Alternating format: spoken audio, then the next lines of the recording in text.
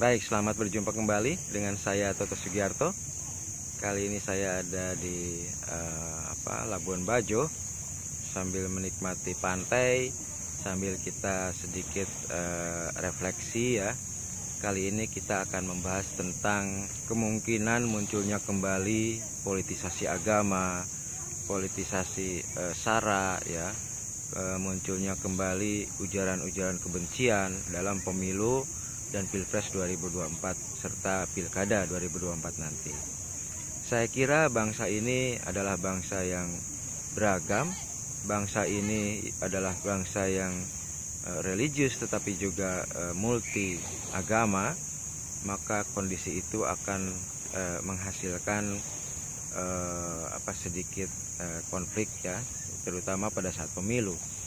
Dan biasanya ujaran-ujaran kebencian, kemudian doktrin-doktrin agama itu seringkali menjadi cara untuk pemenangan pemilu. Dan saya kira kita patut berharap bahwa di pemilu kita kali ini hal itu tidak muncul kembali, tetapi faktanya adalah hal itu tetap muncul kembali. Kita dengar suara anak-anak sedang berenang ya. Jadi kita melakukan analisis sambil mendengarkan suara anak-anak yang sedang main di pinggir pantai. Kita lihat itu ada di sebelah sana itu ada anak-anak yang sedang berenang.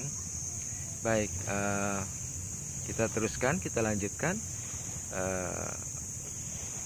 Meskipun kita paham bahwa ujaran kebencian atau politisasi SARA, politisasi agama itu tidak efektif dan tidak baik, tetapi seringkali mereka yang sedang kontestasi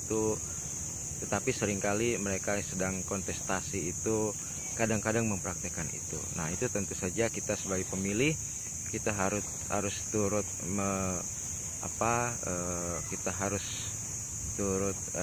mengurangi hal itu, melawan itu agar pemilu kita ke depan itu bisa berlangsung lebih baik gitu. Yang harus kita waspadai misalnya adalah munculnya kembali term cebong dan kampret ya. Pembelahan seperti itu amat berbahaya jika terus terjadi dalam kontestasi politik kita. Kenapa? Karena nanti pada saat pemilu sudah selesai, seperti terjadi di pemilu 2020, distingsi cebong dan kampret itu tidak hilang, dan pembelahan di masyarakat tetap terjadi. Dan ini harus secepatnya kita selesaikan agar kemudian bangsa ini bisa terhindar dari konflik-konflik berlandaskan pada SARA, pada perbedaan agama, pada perbedaan suku dan lain sebagainya. Nah, kesadaran kita sebagai pemilih dan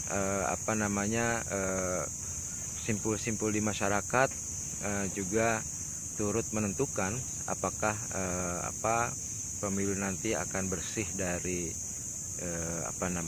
isu SARA dan lain sebagainya itu, dan apakah bangsa ini bisa lebih solid ya dalam menghadapi tantangan ke depan. Karena kalau bangsa ini terpecah belah seperti itu terus menerus, maka tentu saja kondisi seperti itu amat berbahaya bagi soliditas, bagi keutuhan bangsa. Tuhan telah menakdirkan kita, Allah telah menakdirkan kita sebagai bangsa yang beragam, yang berbeda-beda agama, ras dan antar golongan, tetapi tentu saja kita memiliki nasionalisme yang satu, nasionalisme keindonesiaan, sehingga anugerah dari Tuhan bahwa kita sebagai bangsa yang beragam itu justru menjadi keindahan, justru menjadi hal yang dikagumi dunia nantinya, bahwa kita adalah bangsa yang beragam, yang menarik untuk dikunjungi, dengan pariwisata yang luar biasa hebat seperti saya sekarang sedang di Labuan Bajo, luar biasa indahnya, dengan penduduknya juga yang beragam tetapi semuanya ramah ya. Maka itulah yang sebenarnya yang dimaui Tuhan, yang dimaui Allah itu seperti itu. Dalam keberagaman itu kita bisa saling hormat menghormati, kita bisa saling harga menghargai, dan termasuk dalam proses politik itu kita tidak menjadi terbelah begitu ya, tetapi justru keberagaman itu menjadi pemersatu, bahwa kita menyadari bahwa keberagaman, tetapi keberagaman itu bisa menjadi kekuatan ya. Keberagaman itu bisa menjadi kekuatan. Bagaimana kita bisa menciptakan puluhan Bali baru misalnya ya, kalau kita anggap bahwa Bali adalah pioner dari keberhasilan pariwisata, maka kita bisa menciptakan puluhan destinasi wisata ya, yang hebat, yang luar biasa, yang indah, yang dikagumi dunia, dan itu akan mendatangkan keuntungan materi bagi bangsa kita gitu. Saya lihat misalnya di sini di Labuan Bajo dengan luar biasa indah, dengan pantainya, dengan kulturnya, dan berbagai hal terkait misalnya tentang kulinernya dan lain sebagainya yang disukai dunia, dan sekarang Labuan Bajo telah muncul sebagai destinasi wisata unggulan sama seperti Bali, dan banyak daerah lain juga yang mengikuti ya, seperti Raja Ampat, Danau Toba ya, kemudian daerah-daerah di Jawa dan lain sebagainya. Saya kira itu ya, dalam menghadapi pilpres dan pemilu dan juga pilkada ini, kita patut menyadari keberagaman kita dan tidak menjadikan keberagaman sebagai alasan permusuhan ya.